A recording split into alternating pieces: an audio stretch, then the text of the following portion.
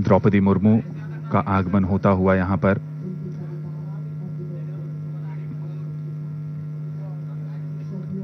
वो हमेशा कहा करते थे कि बाधाएं आती हैं आएं, घिरे प्रलय की घोर घटाएं, पांवों के नीचे अंगारे, सिर पर बरसे यदि ज्वालाएं, निज हाथों में हंसते हंसते आग लगाकर जलना होगा, कदम मिलाकर चलना होगा।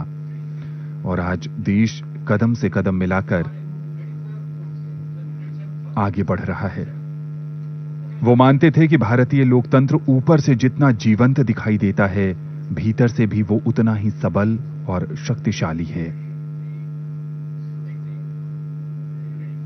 माननीय राष्ट्रपति द्रौपदी मुर्मू अब पुष्पांजलि अर्पित कर रही हैं अटल जी की समाधि सदैव अटल पर।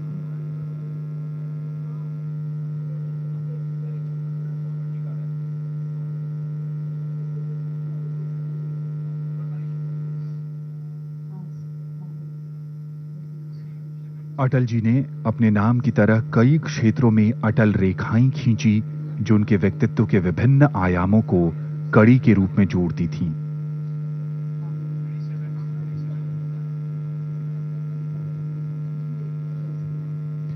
वो कहते थे कि जो आज है वो कल नहीं रहेगा, लेकिन मां भारती सदैव गर्व से महकनी चाहिए।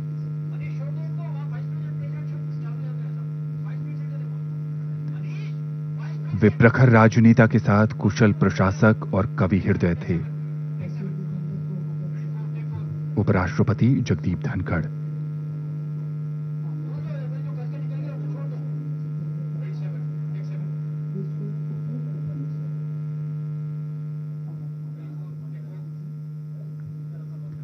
सरलता, वाक्पटुता, सहजता और प्रसन्नचित्त स्वभाव उनके विराट व्यक्तित्व की आभा थी।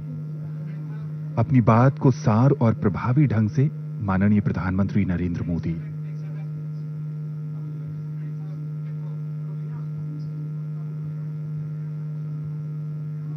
अपनी बात को सार और प्रभावी ढंग से दूसरों तक पहुंचाना उनके मंत्र मुग्ध व्यक्तित्व को चार चांद लगाती थी।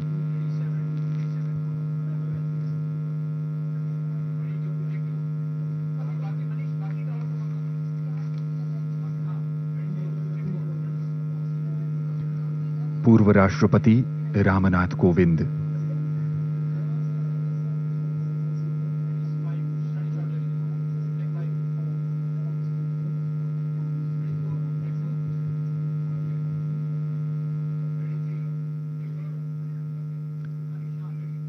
भारतीय जनता पार्टी के राष्ट्रीय अध्यक्ष जगत प्रकाश नड्डा,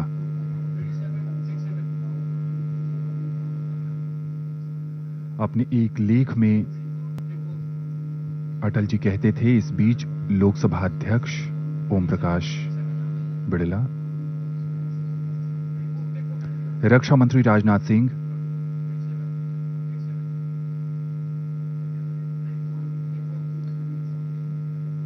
गृह मंत्री अमित शाह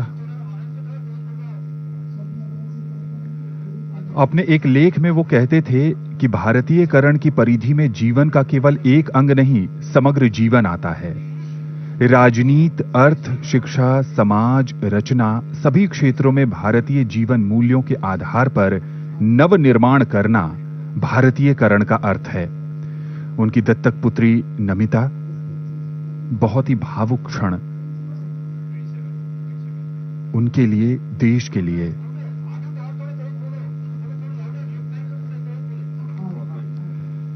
वो एक ऐसे राजनेता रहे जिनका सभी राजनीतिक दल सम्मान करते थे। वाजपेयी जी अपने छात्र जीवन के दौरान पहली बार राजनीति में तब आए जब उन्होंने वर्ष 1942 में भारत छोड़ो आंदोलन में भाग लिया। राष्ट्रीय स्वयंसेवक संघ के कार्यकर्ता से लेकर भारतीय जनता पार्टी के राष्ट्रीय अध्यक्ष तक अटल जी ने राजनीति को एक नई परिभाषा दी। के सामने तैरने लगते हैं। आपने श्रद्धेय अटल जी के समक्ष भी भजन प्रस्तुत किए थे। आज आप भक्तिमय स्वरांजलि अर्पित कर रहे हैं परम श्रद्धेय अटल जी को।